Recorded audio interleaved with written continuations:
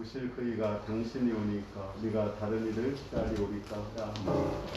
그들이 예수께 나와 이르되 세례 요한이 우리를 보내어 당신께 여쭤보라고 하기를 오실 그이가 당신이 오니까 우리가 다른 이를 기다리오리까 하도이다 하니 마침 그때 예수께서 질병과 고통과 및 악기 들린 자를 많이 고치시며 또 많은 맹인을 보게 하신지라. 예수께서 대답하여 이르시되 너희가 가서 보고 들은 것을 요한에게 알리되 맹인을 보며 못 걷는 사람이 걸으며 나병 환자가 깨끗함을 받으며 귀먹은 사람이 들으며 죽은 자가 살아나며 가난한 자에게 복음이 전파된다 하라. 누구든지 나로 말미암아 실족하지 아니하는 자는 복이 있도다 하시니라. 아멘. 오영장께서 말씀 전하겠습니다.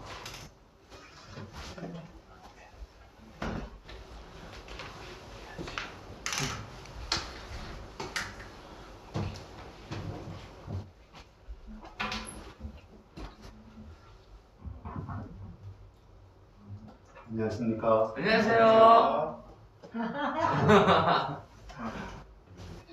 용준이 같이 이렇게 리액션을 해주시기 바랍니다. 그래야 예배 분위기가 살아나요. 그 옛날 1박 2일에 비결이 뭐냐고 물어보니까 강호동이 리액션에 있다고 얘기하는 말을 들었습니다. 제가 어제 밤에 꿈을 꿨는데 오늘 이렇게 시청에서 예배에 참석한 사람들 마스크 썼는가 또 체온 조사했는가 이런 거 검사하러 왔더라고요. 꿈속에서는 그거를 잘 안 해가지고 제가 오늘 하도록 했습니다. 지금 매주 우리가 말씀 이렇게 보고 있는데 정말 이렇게 매일매일 주는 그 말씀이 우리에게 정말 딱 맞는 하나님의 말씀을 주시는 것 같습니다. 제가 그 누가복음 21장 말씀 한 말씀만 읽어주겠습니다. 네, 이게 지금 코로나로 인해서 전 세계에 유행병이 도는데 이렇게 전 세계에 유행병이 도는 때는 지금까지는 없었습니다. 왜냐하면 교통통신이 발달하지 않았기 때문에 유행병이 돌아도 유럽 전체, 패스트 같은 경우는 유럽, 콜레라 이런 것이 이제 우리나라 한국도 콜레라나 또는 이제 그 결핵 같은 거 그런 것이 유행으로 돌 때가 있었지만 전 세계가 이런 유행병이 돌 때는 없었습니다. 그러나 이제는 교통통신이 발달했기 때문에 전 세계에 유행병이 돌고 있습니다. 성경에 보면 이런 말씀이 있습니다. 이제 말세의 징조를 묻는데 첫 번째가 난리와 소유와 소문을 들을 때 이렇게 전쟁이 있다고 했습니다. 그리고 이제 그 다음에 그 큰 지진과 곳곳에 세계 곳곳에 큰 지진과 기근과 전염병이 있겠고 또 무서운 일과 하늘로부터 큰 징조들이 있으리라 이런 말씀도 있습니다.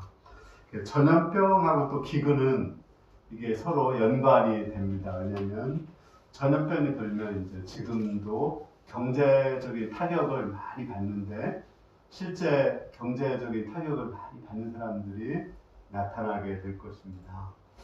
이 모든 것이 이제 하나님 나라가 이루어지는 하나의 과정이다 이렇게 생각하고 또 이 가운데 두신 하나님의 섭리와 뜻을 우리가 잘 영접을 해야 되겠습니다.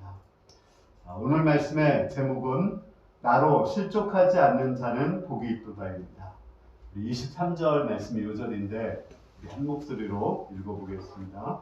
시작. 누구든지 나로 말미암아 실족하지 아니하는 자는 복이 있도다 하시니라. 한 선생님의 이야기를 제가 들었는데 한 선생님이 있었습니다. 학생을 정말 무척 사랑했습니다. 근데 그 학생이 장애인이었습니다. 그리고 이제 그 학생이 선생님의 사랑을 받으면서 아주 많이 변화가 되었습니다. 스스로 아무것도 할 수 없는 학생이 자립적이 되고 또 공부도 열심히 해서 성적도 반에서 아주 좋아졌습니다. 이 학생이 이제 고등학교를 졸업하고 대학을 갔습니다. 근데 대학을 갔는데 이 학생이 뭐 또 선생님을 사랑하고 존경하니까 대학교로 가야 되는데 계속 또 고등학교로 찾아오는 거예요, 아침마다. 선생님 생각에 이 선생님이 예수님을 잘 믿는 사람인데 이 학생을 모질게 대하지 않으면 자립할 수 없겠다. 이 선생이 이 학생을 버리겠다는 생각이 드는 거예요. 그래서 이 학생이 다시 이제 찾아왔는데 아주 모질게 험한 말을 해가지고 돌려보냈습니다. 그런데 며칠 후에 그 학생이 자살해서 싸늘한 시체로 이렇게 돌아왔습니다. 그것을 겪으면서 이 선생님은 그 하나님께 이제 자기는 기도를 하고 한 것인데 어떻게 하나님이 이런 일을 할 수 있는가 이러면서 정말 하나님이 살아계신가에 대한 의심이 들고 굉장히 괴로워하는 모습을 보았습니다. 이것은 그 선생님만의 이야기가 아닙니다. 아주 믿음이 좋은 세례 요한도 감옥에 갇히자 정말 예수님이 그리스도 맞는가? 예수님에 대한 의심이 들었습니다. 저도 그럴 때가 있었습니다. 여러분들도 아마 아시겠지만 한 저를 동역하던 목자가 전임 목자가 조현병이 걸려서 병원에서 손발이 신방을 갔더니 침대에다가 양쪽 손발을 묶어놓은 거예요. 그걸 보는데 정말 그 마음이 너무 아파서 정말 하나님이 살아계시는가? 그렇게 주님을 위해서 열심히 일한 사람이 어떻게 그럴 수가 있는가? 그런 시험에 들은 적이 있었습니다. 오늘 말씀을 통해서 사람은 누구나 예수님이 정말 그리스도인가에 대한 의심과 시험이 들 수 있다는 것을 배울 수 있습니다. 또 실족할 수 있다는 걸 배울 수 있습니다. 오늘 말씀 제목이 나로 인하여 실족하지 않는 자 말씀인데, 이 실족이라는 것은 뭐냐면 여기 그림에 있는 것처럼 이렇게 산 같은 데서 발을 헛디뎌서 떨어져서 죽는 걸 얘기합니다. 실족사라는 말 들어봤죠? 발을 헛디뎌서 떨어져서 죽는 거. 마찬가지로 어떤 사건 때문에 마음의 불신에 빠져서 결국은 지옥에 떨어지는 거, 이것을 실족하는 자라고 말씀했습니다. 이런 실족할 수 있는데 실족에 빠지지 않는 사람이 복 있는 사람입니다. 우리는 오늘 말씀을 통해서 첫째, 어떤 사람이 실족하는가, 둘째는 어떻게 우리가 실족을 극복할 수 있는가 배울 수 있습니다. 첫째, 예수님에 대한 요한의 의심. 우리 18에서 20절 이렇게 한번 같이 읽어볼까요? 시작.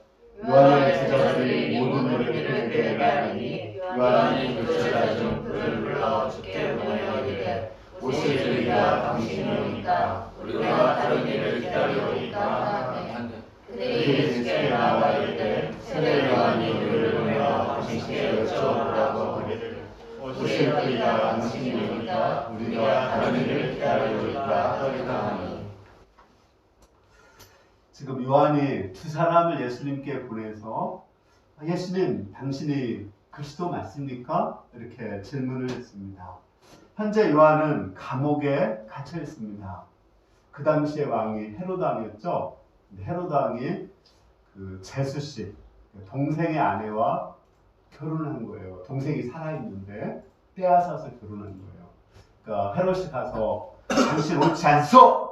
회개의 메시지를 전했습니다. 그러자 헤롯은 회개하기보다는 세례 요한을 감옥에 가두었습니다. 세례 요한은 그 감옥에 있으면서 예수님이 그리스도인가에 대해서 의심이 들었습니다. 왜 의심이 들었을까요? 자기가 뭐 감옥에 있고 고통스러워서 의심에 들었을까요? 꼭 그것만은 아닙니다. 자기가 전한 그 예수님과 실제 활동하시는 그 예수님이 달랐기 때문에 그렇습니다. 세례 요한은 이전에 예수님을 전할 때 세 가지 정도를 전했습니다. 첫째는 예수님은 세상 죄를 지고 가는 하나님의 어린 양이다. 이렇게 전해 있습니다. 두 번째는 예수님이 오셔서 불과 성령으로 세례를 주실 분이라고 전했습니다. 세 번째는 도끼를 가지고 오셔서 회개에 열매를 맺지 않는 자는 찍어서 불에 던진다고 했습니다. 근데 그 세 가지가 하나도 이루어지지 않고 있죠. 그렇죠? 십자가에 죽지도 않았고 부활해서 성령을 보내시지도 않았고 심판하지도 않았습니다. 특히 요한이 헤롯에게 심판의 메시지를 전했고 헤롯은 회개를 하지 않았습니다. 그렇다면 요한이 생각하는 그 예수님 그리스도는 그 헤롯을 찍어서 불에 던지는 그런 메시아로 생각을 한 거예요. 응? 그리고 자기를 구해줄 걸로 생각했습니다. 그러니까 자기가 전한 그 메시지에 의하면은 자기를 구원하시고 헤롯을 심판하실 것으로 생각했는데 전혀 예수님은 그런 걸 하지 않는 거예요. 오히려 예수님은 문둥병자 또는 중풍병자 고치고 바로 그 앞에서는 백부장의 종을 고치고 다음 주 말씀인데 과부의 죽은 청년을 살리시고 이런 일만 하신다는 거예요. 그런 일을 하는 것에 대해서 의심이 드는 것입니다. 그러면 세례 요한이 이런 의심에 빠진 이유가 무엇일까요? 첫 번째는 요한이 원하는 때에 이루어지지 않았기 때문에 그렇습니다. 요한이 전한 메시지가 거짓말로 전한 건 아니죠. 그게 맞는 말씀이죠. 그죠? 그렇지만 십자가에 죽으시는 것은 3년 후에 이루어지는 것이고 또 불과 성령으로 세례 주시는 것은 그로부터 한 50일 후에 이루어지는 것이고 또 도끼로 심판을 하시는 것은 예수님이 재림할 때 아직도 안 이루어지는 거거든요. 근데 자기가 원하는 때에 자기가 그 메시지를 전했지만 그 말씀이 맞는 말씀을 전한 거예요. 그 맞는 말씀을 전했지만 그 말씀이 내가 원하는 때 그때 이루어지지 않은 차 마음에 의심이 들기 시작한 것입니다. 이것은 세례 요한만 그렇지는 않습니다. 우리도 마찬가지예요. 성경에는 그렇게 의심에 빠지는 경우가 종종 나타납니다. 믿음의 조상 아브라함 알죠? 하나님이 아브라함에게 무슨 말씀하셨습니까? 너로 큰 민족을 이룬다고 말씀하셨죠. 하늘에 많은 별들을 보여주시면서 하늘의 물별처럼 많은 자손을 주신다고 약속을 하셨습니다. 아브라함이 75세에 신앙생활을 했는데 99세가 되기까지도 딸 자식 하나가 없었습니다. 그러니까 자연히 마음에 불신이 들고 의심이 들죠. 그래 86세 때 첫 하가를 얻어서 이스마엘이 낳았습니다. 그 이스마엘 사람들이 지금 그 이슬람을 믿는 그 아라비아 사람들이 그 이스마엘의 후손들입니다. 그리고 99세까지도 전혀 이루어지지 않고 100세에 딱 한 명의 아들 이삭을 주셨습니다. 아니 하늘에 물별을 많이 주신다고 물별처럼 많은 자식을 주신다고 했는데 어떻게 자식 하나만 줄 수 있는가? 그러나 그것이 믿음인 것입니다. 그러니까 믿음이라는 것은 먼 미래에 이루어질 것을 현재 이미 이루어진 것으로 믿고 사는 것. 그것이 믿음입니다. 아브라함에게 주신 그 말씀은 언제 이루어졌을까요? 430년 후에는 이스라엘 인구가 한 200만 되었습니다. 그때 어느 정도 이루어졌습니다. 지금 아브라함이 살던 때부터 지금은 4,000년이 지났습니다. 지금 아브라함의 후손을 누구라고 생각하는지 아십니까? 유태인들도 아브라함의 후손입니다. 카톨릭을 믿는 사람들도 아브라함의 후손입니다. 또 우리 기독교를 믿는 사람도 아브라함의 후손, 우리도 아브라함을 믿음의 조상이라고 생각하기 때문에 그렇습니다. 또 이슬람교들도 아브라함을 믿음의 조상이라고 생각해요. 아십니까? 이분들도 그 창세기 말씀은 이스마엘의 후손이니까 그대로 믿습니다. 그들도 구약 말씀을 믿어요. 그러면 유태인들도 마찬가지고 그것을 전부 더하면은 그 지금 인구가 아브라함의 후손이 몇만 어느 정도 될 것 같아요? 40억입니다. 무려. 세계 인구가 72억인데 세계 인구의 한 절반 정도 이상이 아브라함의 후손이야. 그 말씀이 성취된 겁니다. 그러니까 믿음이라는 것은 그 지금 현재는 이루어지지 않았지만 그 먼 미래에 이루어질 것을 현재 이루어진 것으로 믿고 감사하고 찬양하며 사는 것. 그것이 믿음이라는 것입니다. 하박국도 마찬가지였습니다. 하박국 때는 이제 하나님이 하박국에게 바벨론을 통해서 유태인이 망할 것을 보여주었거든요. 어떻게 이렇게 그 하나님을 믿지 않는 바벨론에 의해서 유태인이 망하는가? 그거에 대해서 하나님께 의문을 제기했습니다. 아니 그래도 유태인이 악하더라도 하나님을 믿지 않습니까? 바벨론은 하나님을 대적하는 불신자 나라가 아닙니까? 그때 하나님이 하박국에게 딱 한 말씀을 주셨습니다. 그 말씀이 뭐죠? 오직 의인은 믿음으로 산다. 하나님을 믿고 기다려라. 하나님이 바벨론 심판하실 것이다. 유대인을 구원하시고 유대인을 통해서 세계 만민을 구원하실 것이다. 그걸 믿으라겠습니다.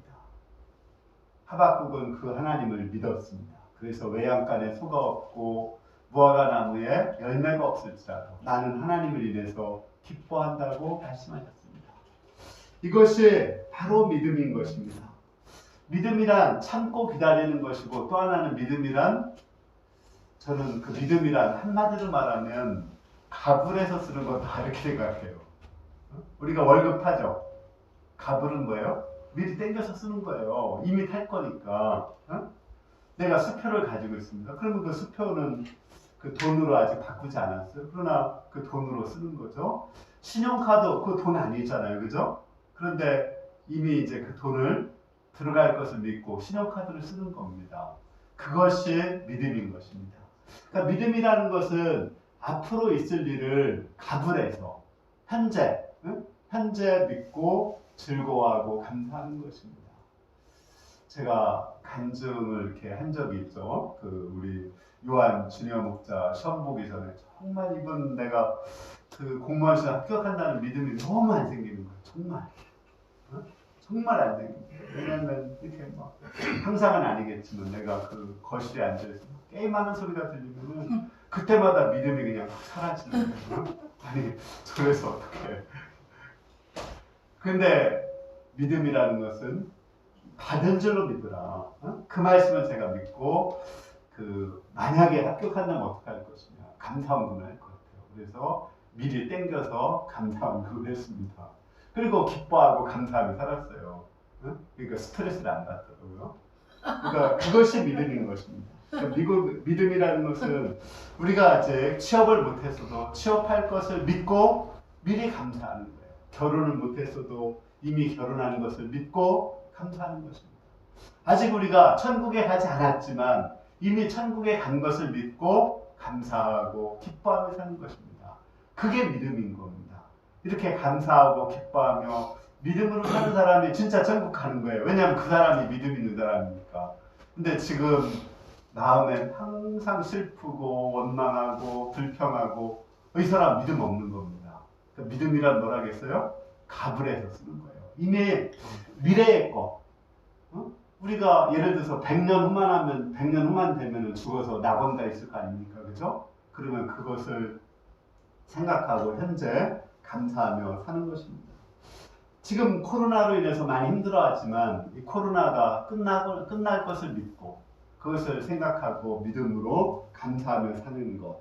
그것이 바로 믿음인 것입니다. 둘째, 요한이 의심에 들은 것은 요한은 다른 사람에게 일어나는 성령의 역사를 그 성령의 역사를 나에게 일어나는 성령의 역사로 보지를 못한 것입니다. 요한은 지금 감옥에 갇혀있지만 아까 얘기한 것처럼 예수님은 중풍병자, 문둥병자를 고치고 죽은 자를 살렸습니다. 그러면 그 중풍병자, 문둥병자, 죽은 자들은 어떻게 했어요? 엄청나게 기뻐하고 감사하겠죠. 그죠? 할렐루야. 그러면은 세례 요한도 그들의 마음에 동참해서 같이 기뻐하고 같이 감사할 수가 있는 것입니다. 그것이 믿음인 것입니다. 꼭 나한테 일어난 성령의 역사만이 아니라 다른 사람을 통해서 일어나는 성령의 역사, 그것을 보고 감사하고 기뻐할 수가 있습니다. 우리 각자도 해결되지 않은 많은 문제가 있습니다. 그러나 하나님은 지금도 일하시고 있습니다. 지금도 하나님 일하시고 계시는 거 여러분들 믿으시죠? 지금 오늘 해가 떴다는 거, 지구가 돌았다는 거, 여러분들 왼쪽 가슴에 손을 한번 좀, 심장 뛰고 있잖아요. 이거 하나님이 일하시고 있는 것입니다. 하나님이 내가 숨을 쉬고 있다는 것, 허파가 숨을 쉬고 있다는 것, 이런 것도 하나님이 일하시고 있는 것입니다. 또 봄이 와서 지구가 자전과 공전을 해서 진달래꽃, 개나리꽃, 벚꽃, 목련꽃, 제가 꽃 하나 누가 저한테 보내준 꽃인데 너무 멋있죠? 하나 났는데 그 진달래꽃이 피어있는 모습 너무 아름답습니다. 이렇게 하나님은 지금도 일을 하고 계십니다. 또 코로나를 통해서도 선하신 일을 하고 있습니다. 우리는 그걸 바라보면서 기뻐하고 감사할 수 있습니다. 코로나를 통해서 하나님 일하시고 있다는 것은 우리가 역사를 보면은 알 수 있습니다. 제가 요즘에 코로나가 들어오니까 옛날에 아까 내가 얘기한 것처럼 옛날에 전 세계에는 돌지 않았지만 유럽 지역에 크게 창궐했던 전염병이 있는데 그게 뭐예요? 패스트, 흑사병이라고 해요. 왜 흑사병이라고 하냐면 죽으면 몸이 새카맣게 됩니다. 그래 흑사라고 하는 검은 흙 시체 사자를 써서 되게 패스트에 이제 쥐에 의해서 이렇게 그 병원균 전염되는데 그걸 몰랐던 거예요. 사람들은 중세 시대거든요. 그래서 처음에는 유럽 인구 한 3분의 1 정도 죽었는데 나중에 계속 죽다가 한 반 정도가 유럽 인구의 반이 죽게 됩니다. 엄청난 거죠. 그런데 결과적으로 보니까 이 패스트가 돌고 나서 하나님이 정말 놀라운 일들을 했습니다. 그 패스트가 돌고 나니까 그 전에는 노동자나 농민들 이런 사람들은 아주 하찮게 여긴 거예요. 근데 많은 사람들이 죽고 나니까 노동자, 농민들이 귀하고 사람들을 소중하게 여기기 시작한 것입니다. 그리고 이제 패스트 균을 발견한 거예요. 그게 패스트 이제 지금 코로나 같은 경우는 바이러스고요. 패스트는 균, 세균에 의한 것입니다. 세균하고 바이러스하고 차이는 세균을 하나의 핸드폰 정도라고 한다면 바이러스를 핸드폰이라고 한다면 세균은 우리 그 교회의 2층 건물만 그렇게 큰 겁니다. 그렇게 차이가 커요. 세균에 의한 것이 발견되면서 사람들의 이성이 엄청나게 발달하고 그걸 따라서 과학과 의학이 발전했습니다. 그걸 통해서 근대 르네상스 운동이 일어난 겁니다. 그리고 종교개혁이 일어난 거예요. 그래서 그 카톨릭의 중세 암흑기라고 하잖아요. 그걸 아무도 깨뜨릴 수가 없었는데 카톨릭의 중세 암흑기가 그 패스트를 통해서 깨어지게 되었습니다. 그리고 우리가 이 성경책을 아무도 읽을 수가 없었습니다. 그 예전에는 모두가 히브리어하고 헬라어로만 되고 평신도가 아무도 읽지 못하겠는데 이걸 이제 자국어로 번역해서 모두가 읽고 또 모든 사람들이 하나님께 기도할 수 있고 하나님께 나갈 수 있다. 만인 사제주의가 생긴 것입니다. 만약에 중세시대가 계속되었다면 정말 무더기로 지옥에 갔을 것입니다. 그러나 그걸 통해서 많은 사람들이 깨어나고 또 성경을 읽고 기도하게 되고 그를 통해서 이런 너무 좋은 세상, 지금 같은 과학과 의학이 발달하고 풍요와 편리를 누리는 세상이 되었습니다. 이걸 누가 생각을 했겠습니까? 근데 하나님은 그 패스트는 물론 하나님이 패스트를 줬다고 생각은 하지 않아요. 그는 사단이 줬겠죠. 그러나 하나님은 그 사단의 역사 가운데도 놀라운 역사를 이루고 계신 것입니다. 코로나도 사단이 줬지만 이를 통해서 하나님은 놀랍고 선한 일을 이루어가고 계십니다. 그냥 지금 눈에 보이는 것만 해도 신천지나 만민중앙교회 같은 이단이 드러나겠죠. 그걸 어떻게 다 드러내겠어요, 그렇죠? 그건 못 드러내는 겁니다. 근데 하나님이 그거를 사실사실 드러나게 하시고 그들을 파헤치게 하셨습니다. 뿐만 아니라 교회 안에도 이런 신천지나 이런 만민중앙교회 같은 그런 요소가 있거든요. 신천지는 뭐예요? 사람을 신처럼 생각합니다. 돈을 중시하는 거예요. 교회가 너무 목사를 중시하거나 돈을 중시하면은 그건 타락한 거거든요. 그거는 뭐 신천지는 아니더라도 비슷하게 갖고 있는 거예요. 그러나 이제 교회가 돈이나 목사를 중시하는 것보다도 정말 예수 그리스도를 중시하는 그런 교회로 변화되고 있습니다. 뿐만 아니라 요즘에 뉴스를 들어보면은 그 코로나를 통해서 이제 경제 활동이 많이 없어지고 공장이 안 돌으니까 지구가 엄청나게 깨끗해졌다는 거예요. 공기도 맑아지고, 그리고 지구가 점점 거룩해지고 깨끗해지고 있고, 사람도 거룩하고 깨끗해지고 있습니다. 이거 사람들이 탐욕에 의해서 더 잘 살려고, 더 물질적인 풍요를 누리려고 하다가 결국은 이룬 것이 아닌데, 하나님은 그런 거에 대해서 브레이크를 걸고 있습니다. 뿐만 아니라 이제 이 코로나가 종식되었을 때는 아마 우리가 아직은 예측할 수 없어도 이 지구가, 세계가 엄청나게 또 변화가 될 겁니다. 뭔가 이런 엄청난 변화를 하나님이 이루실 것입니다. 우리는 그런 선하신 하나님, 영광스러운 하나님, 좋으신 하나님을 바라보며 힘들고 어려운 가운데서도 그를 잘 참고 견딜 수가 있습니다. 둘째, 예수님이 그리스도라는 증거. 우리 20절에서 21절을 한번 읽어보겠습니다. 시작. 그들이 예수께 나아가 이르되 세례 요한이 우리를 보내어 당신께 여쭤보라고 하기를 혹시 그이가 당신이오니까 우리가 다른 일을 기다리고 간다노이다 하니 마침 그때 예수께서 질병과 고통과 미나 비를 자를 많이 고치시며 또 많은 맹인을 보게 하신지라. 예수님은 그 세례 요한이 왔을 때 많은 그 질병과 고통과 악기 들린 자를 보게 하셨습니다. 그리고 그것을 사람들에게 가서 알려라. 요한한테 가서 알리라고 했습니다. 예수님이 귀머거리에 귀를 열게 하시고, 눈먼 자의 눈을 뜨게 하시고, 죽은 자를 살리시고, 가난한 자에게 복음이 전파된다는 것을 알리라고 하셨습니다. 왜 이 말씀을 하셨을까요?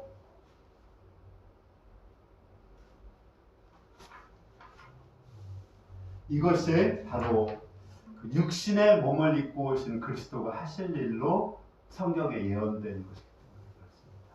이사야서에 보면은 육신의 몸을 입고 오신 예수님이 귀머거리에 귀를 열어주시고, 눈먼 자의 눈을 뜨게 하시고, 죽은 자를 살리시고, 가난한 자에게 복음이 전하게 한다. 지금 육신의 몸을 입고 오신 예수님이 지금 할 일이 뭐냐? 그것은 병든 자를 고치는 것이다.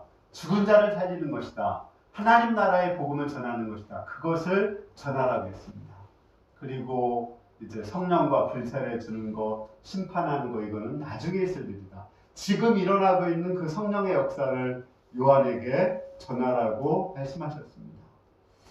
우리는 성경 말씀에 기초해서 현재 메시아의 사역이 무엇인가에 관심을 가져야 됩니다. 이제 미래에 200년 후에 300년 후에 일어날 그 메시아의 사역도 있지만 현재 하나님이 우리 가운데 이루시는 그 메시아의 사역이 있죠. 그것을 우리가 주목을 해서 봐야 됩니다. 그것이 바로 병든 자를 고치고 죽은 자를 살리는 것입니다. 그러면 예수님께서 이 세상에 지금 오셔서 현재 여기서 예수님이 하시는 일이 무엇일까요? 예수님은 도대체 누구십니까? 예수님은 왜 오셨습니까? 이것에 대한 분명한 가치관이 있으면 우리는 시험에 빠지지 않을 수 있습니다.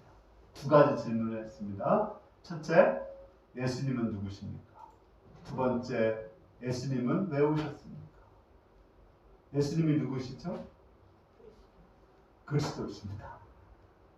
예수님이 누구시죠? 그리스도요. 그리스도십니다. 그리스도란 누구예요? 우리의 주인이란 말입니다.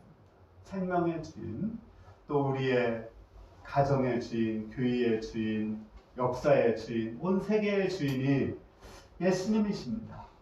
예수님이 주인이라면 나는 누구예요? 나는 종이 되거나 그 예수님을 섬기는 그런 사람입니다. 내 안에 예수님이 살아계신 것입니다. 부활하신 예수님이 살아계시고 예수님이 나의 주인이라는 것, 이것이 예수님이 누구인가를 가르쳐 주시는 것입니다. 우리가 예수님이 주인이라면 마치 아브라함의 종이 자기 이름을 전혀 내지 않고 아브라함의 이름만 냈잖아요. 그죠? 자기 이름 안 나왔어요. 그죠? 마찬가지로 그 정말 우리가 예수님의 종이라면, 세례 요한이 예수님의 종이라면 자기는 없어지고 오직 예수님의 이름만 내야 된다고 말했습니다. 그렇게 살아야 되는 거거든요. 또 사도 바울도 예수님을 그리스도로 모셨을 때 나의 간절한 기대와 소망이 있는데, 그게 뭐냐면 내가 살든지 죽든지 내 몸에서 그리스도를 존귀하는 거라겠습니다. 내가 사는 것이 그리스도니까 죽는 것도 나한테 유익하다고 말씀하셨습니다. 죽는 것도 유익하다. 예수님이 그리스도니까, 내게 사는 게 그리스도니까 나는 죽어도 좋다. 이런 믿음이 있을 때 우리가 시험에 들지 않을 수 있습니다. 우리 영화 교회 오빠에 나오는 이관희 집사님, 여기 그림 사진도 나왔죠. 이분이 죽으면서도 원래 이제 그 대장암 걸렸죠. 수술을 했는데 재발되었습니다. 근데 참 그거 이렇게 다큐멘터리로 찍은 거거든요. 근데 얼굴이 정말 평안하고 기쁘고 담담하고 또 죽음을 받아들입니다. 우리는 그 영화로는 못 봤는데 그 영화 뒷부분에 보면은 제주도 가서 마지막 죽는 모습까지를 다 찍었어요. 근데 정말 이렇게 얼굴에 기쁨과 평안 가운데 이렇게 죽어가거든요. 근데 그분이 어떻게 그렇게 평안하게 의심에 빠지지 않고 그래 많은 사람들에게 감동을 주잖아요. 그죠? 우리 크리스찬들한테는. 어떻게 그렇게 죽을 수가 있었을까요? 그분이 잡은 말씀이 내게 사는 것이 그리스도니 죽는 것도 유익하다. 자기는 그 말씀을 그대로 삶으로 보여주고 있다. 얼마나 좋으냐. 그 말씀을 내 삶으로 보여주는데 예수님을 그리스도로 모신 사람은 시험에 빠지지 않습니다. 두 번째, 예수님이 오신 목적이 무엇일까요? 예수님이 왜 오셨어요? 그렇죠. 천국을 주려고, 하나님 나라 주려고 하십니다. 예수님이 우리를 부자 되게 하기 위해서 오셨다. 이렇게 하는 사람은 가난하게 되면 불신에 빠집니다. 예수님이 우리에게 성공을 주기 위해서 오셨다. 그러면은 시험에 실패하면은 불신에 빠집니다. 예수님이 오셔서 제자 양성을 많이 이루어주게 하기 위해서 오셨다 하면은 아까 나처럼 제자가 문제 있을 때 불신에 빠지게 됩니다. 그런데 예수님이 천국을 또 예수님이 표적과 기사를 주기 위해서 오셨다 하면은 내가 기대하는 막 병치료라든지 어떤 기적이 일어나지 않으면 불신에 빠지게 됩니다. 그러나 예수님이 천국을 주기 위해서 오셨다고 생각한다면 우리는 그 불신에 빠지지 않을 수가 있습니다. 죽어도 불신에 빠지지 않을 수 있습니다. 스데반이 돌에 맞아서 죽는데 얼굴이 천사처럼 환하게 되어서 죽었다겠죠. 왜? 천국을 소망했으니까. 그는 천국 복음을 가지고 있었습니다. 6.25 때, 일제시대 때 많은 사람들이 순교할 수 있었던 것도 천국 복음을 가지고 있었기 때문에 그렇습니다. 우리가 사실 이렇게 살다 보면 뭐 두려운 일이 있고 걱정되고 염려되는 거 있죠. 저도 있습니다. 당연한 거예요. 근데 한번 잘 생각해 봐요. 내가 염려하는 것이 만약에 이루어진다면 어떻게 될까? 뭐 예를 들어서 내가 염려하는 것이 이루어지면 어떻게 될까? 그것이 또 이루어지면 어떻게 될까? 내가 만약에 염려하는 실직이 된다면 어떻게 될까? 또 실직이 돼서 내가 가난하게 된다면 어떻게 될까? 내가 가난하게 돼서 굶는다면 어떻게 될까? 굶는다면 굶어서 아무것도 먹을 것이 없으면 어떻게 될까? 마지막은 어떻게 될까요? 죽는 거죠. 근데 우리한테는 죽으면 뭐가 있어요? 천국 있잖아. 그러니까 염려할 거 없는 겁니다. 우리는 결국은 천국 가는 거니까. 천국 복음을 가진 사람은 우리가 염려하지 않고 감사할 수가 있습니다. 셋째, 결론적으로 나로 실족하지 않는 자는 복이 있다. 우리 23절 말씀을 같이 한번 읽어보겠습니다. 시작.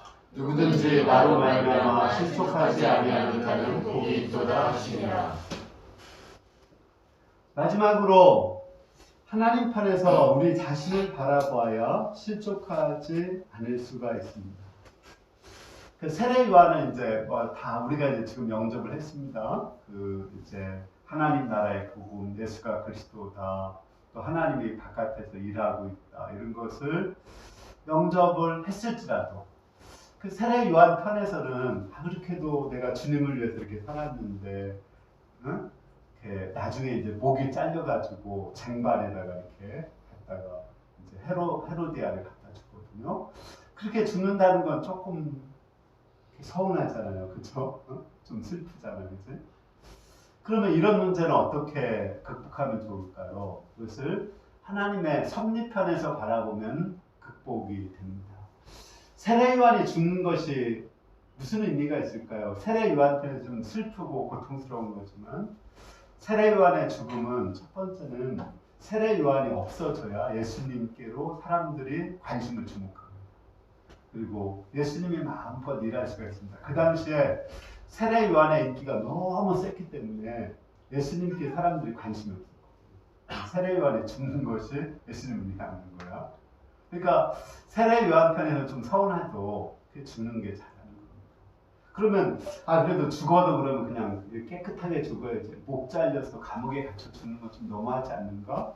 근데 그것은 예수님이 나중에 십자가에 죽을 것을 예표하는 것입니다. 예수님이 그랬거든요. 나도 세례 요한처럼 고난을 받을 것이다. 그렇게 했습니다. 세례 요한의 죽음은 예수님의 죽음을 예표하는 것입니다. 그리고 세례 요한은 정말 믿음을 갖는다면 헤롯이 심판받아서 그 지옥에서 타는 불에서 죽을 것을 바라볼 수 있고 또 세례 요한은 부활해서 하늘의 별처럼 궁창에서 영원히 빛날 것을 바라볼 수 있습니다. 그것을 바라본다면 세례 요한은 지금 기뻐하고 감사할 수가 있습니다. 하나님 편에서 섭리를 바라볼 때 그 고난 가운데에서도 하나님의 섭리가 있다는 것을 바라볼 때 우리는 기뻐하고 감사할 수 있고 또 거기에 있는 고통과 아픔을 참고 인내할 수가 있습니다. 이 코로나가 지금 이제 세계로 다 퍼지고 있는데 이것이 전 세계로 퍼지면은 어떤 일이 일어날까요? 최악의 경우를 생각해 볼 수 있습니다. 최악의 경우는 이제 많은 사람들이 죽음을 당하게 되겠죠. 그죠? 그런데 또 되게 긍정적인 면은 뭐냐면 코로나에 한번 걸린 사람들은 면역력이 생긴대요. 그래서 코로나에 안 걸린다. 그래서 어떤 사람은 심지어 그런 사람까지 있어요. 그냥 방역하지 말자. 그냥 코로나 걸릴 사람 걸리고 죽을 사람 죽게 두자. 그러면 한번 다 돌고 나면은 이렇게 사람들이 면역력이 생겨서 더 이상은 코로나가 우리한테 힘을 못 쓴다는 거예요. 한 번 걸린 사람들은 코로나에 안 걸린다. 그렇게까지 얘기하시는 내 얘기는 아니고 어떤 그 서울대에 있는 어떤 그 교수가 하는 얘기예요. 그리고 그거를 전 세계에서도 그런 정책으로 또 나가는 나라도 있다는 거예요. 그거를 방역을 하지 말자. 아니면 방역을 하기는 해도 방역을 하다 보면 이제 문제가 뭐냐면은 경제 활동이 다 멈추게 되는 거예요. 그러면 아까 얘기한 것처럼 엄청난 실업자가 나오게 되는 거죠. 그리고 그러다 보면 많은 기금, 특히 이제 이렇게 되다 보면 의료 체계가 발달하지 않은 나라, 특히 아프리카라든지 아시아의 후진국들 여기서 엄청난 사상자가 생기고 또 가난한 나라 사람들일수록 더 먼저 많은 피해를 받게 된다는 것입니다. 그리고 이제 우리가 극복을 하더라도 우리나라도 선진국이라고 하지만 엄청난 피해를 받을 것이라는 것입니다. 이런 시대 때 또 교회도 이제 장기적으로 이렇게 우리가 온라인 예배를 드리잖아요. 그러면 지금 아마 이제 온라인 예배를 지금 보시는 분들 있는데 이게 한두 번이지 이게 한 1년, 2년 간다고 한번 해보세요. 어떻겠어요? 믿음 지킬 수 있을 것 같아요? 사실은 믿음 지키고 장담하기 어렵습니다. 사람들이 서로 만나고 말씀을 듣고 교제해야 그게 믿음이 되지. 이제 집에서 예배 드리다가 귀찮으니까 이제 핸드폰도 안 켜고 그냥 누워서 이렇게 보다가 자다, 또 그냥 그렇게 하다가 이제 결국 예배 안 드리게 되고 그리고서 신앙을 잃어버릴 수도 있게 되는 것입니다. 그리고 또 많은 사람들이 불신에 빠지게 될 수도 있습니다. 우리가 일할 때 어떻게 하면 실족하지 않을 수 있을까요? 이 가운데 우리는 선하신 하나님을 믿어야 됩니다. 아까 패스트 때 얘기를 했죠. 그런 많은 어려운 가운데도 하나님은 너무 좋은 일들을 많이 하셨거든요. 또 나에게 주신 하나님의 뜻을 구체적으로 나에게 주신 하나님의 뜻이 무엇인가를 우리는 영접을 해야 됩니다. 우리 하나님은 정말 좋으신 하나님이십니다. 크신 섭리의 하나님이십니다. 하나님은 이 코로나를 통해서 사단이 이 코로나를 통해서 우리를 괴롭히고 있지만 하나님은 코로나를 통해서도 합력하여 선을 이루시고 있고 또 영광스러운 일을 하고 있습니다. 우리가 이를 영접하고 하나님 편에서 나를 보고 하나님 편에서 현실을 보고 또 하나님 편에서 세계를 보고 이 현재의 어려움을 우리가 잘 극복해 나갈 수 있습니다. 우리가 어려울수록 오히려 예수님에 대한 믿음이 하나님의 사랑과 섭리를 믿고 예수님에 대한 믿음이 더 강건하게 될 수 있기를 기도합니다. 오늘 말씀 생각하면서 잠깐